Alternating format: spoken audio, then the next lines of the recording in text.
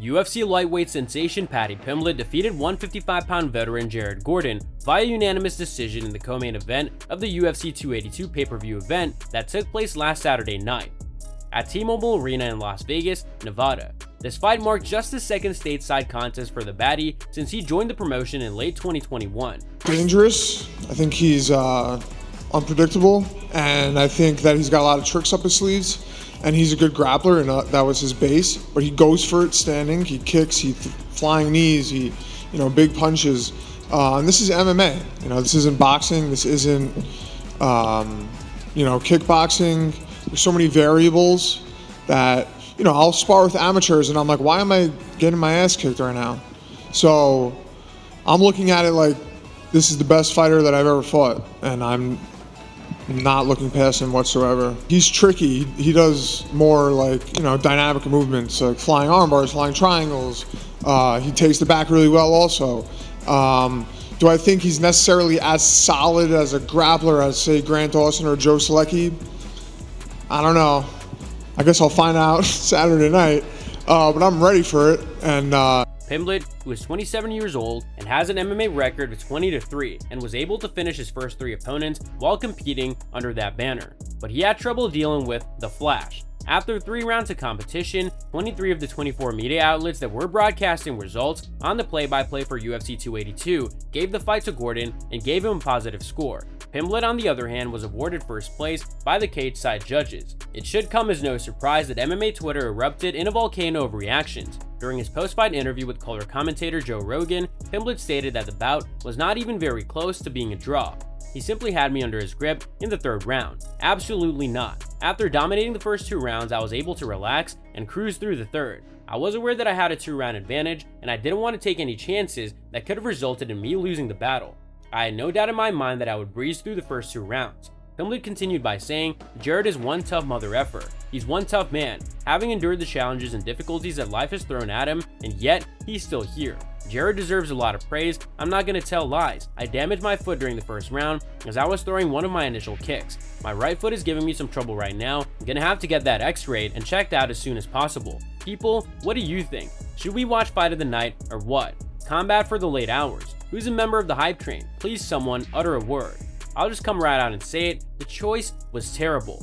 People, I'm not subbing guys constantly, so people are like, oh, he's just a positional guy, but I think that my grappling is up there with all those guys. So, fight's a fight, and I just gotta be the man that shows up that night. Shot at the top 15 at least,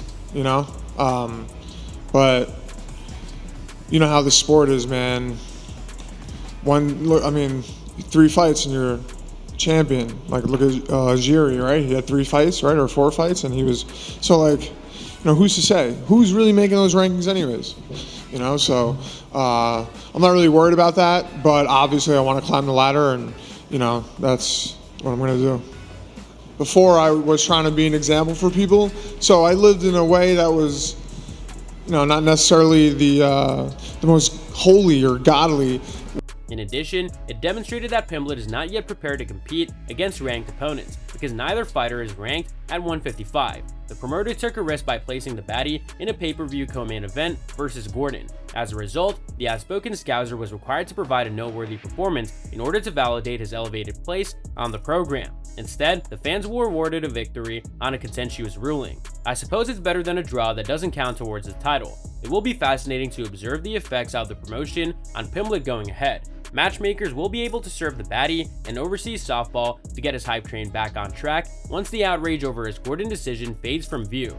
But it remains to be seen how many fans will be willing to jump on board. I think once the outrage is over, his Gordon decision fades from view. Matchmakers will be able to serve the baddie and overseas softball.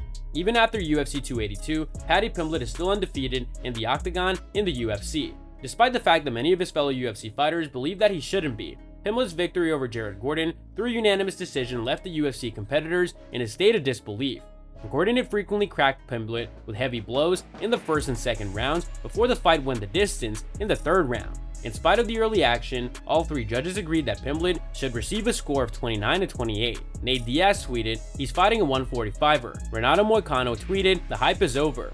Terrence McKinney tweeted, Jared with W, no more Terrence versus Paddy. Funky tweeted, bizarre round 3 to score. I think 29-28 or 30-27 for Gordon. Alan Jubin tweeted, this could be all over the place. Hashtag UFC 282. Casey O'Neill tweeted, no way. Derek Brunson tweeted, ayo, lol, SMDH. Brian Boomkeller tweeted, I've lost all faith in the sport. Lando Venata tweeted, what the actual F? The robberies are unreal. Absolute nonsense. F that. Jared Gordon won that fight. Full stop. Derek Brunson tweeted, the refs on a Discord chat. They know damn well my boy Paddy didn't win that. Philip Rowe tweeted, the worst decision in UFC history. There's an obvious agenda here. Paddy 10,000% lost that fight. The UFC has to do better. Insane. Gilbert Burns tweeted, why did the judges do my guy, Jared Gordon, like that? Dylan Dennis tweeted, told everyone from the beginning that Paddy Pimblett is pure shit. That was a robbery. Terrence McKinney tweeted, someone in the back with a ski mask, because that was a robbery. There's no way that was a unanimous decision. During the 3 rounds of the fight, the lightweights faced off against one another. During the first 2 rounds, Gordon outplayed and outclassed him in virtually all aspects of the game. The 3rd round did not go much differently from the 2nd, as Jared continued to press him against the cage for the majority of the round. It appeared that Flash was the winner across all fronts, including media outlets and fan scores. The judges, however, decided to throw everything out of the window and award all 3 rounds to the baddie. The criticism had little effect on the British fighter's demeanor. He responded to virtually every question with arrogance that was his trademark. I want tough motherfucker, you know You what? fucking guy. Lad, you are one tough motherfucker, lad. That's what I want. I'd have people that throw me them shots and they just don't keep coming forward, lad. I have you no can brain. take a fucking punch, man. You hit me and I'm like, eh. Lad, I Like every other guy swear. that fucking hits me, right? Lad, you can take a fucking shot with Where's it. Mr. Portnoy? Right I'm gonna call you an asshole. I I was gonna suck it. I heard you want Jersey Jerry in the entourage. I was gonna say, hey, Jerry. I was gonna shout out Jerry. Hey, Barstool Sports, Jersey Jerry, Barstool Sports. I love you, my sober brother. Man, I'm just saying, Fuck me. school president, I need to suck it. People have told me that they thought I lost, and that irritated me. To tell you the truth, I'm somewhat aggravated, but I'm undefeated in the UFC, so haters are gonna hate. You just have to go on with it, he said. These days, fights are scored off damage, and all I have to show for it is a cut lip, the fighter said. He made an attempt to make excuses. The damage I dealt increased with each and every round. His appearance is quite beaten up. He seemed to have broken his nose. He had some damage around his eyes, and he had a small cut on the top of his head. Fans of the UFC are currently making predictions about Paddy Pimblett's potential opponents in the future. At this time, pretty much all of his flaws and shortcomings have been brought to light. At this rate, it is highly unlikely that he'll be able to compete with the best in the lightweight division.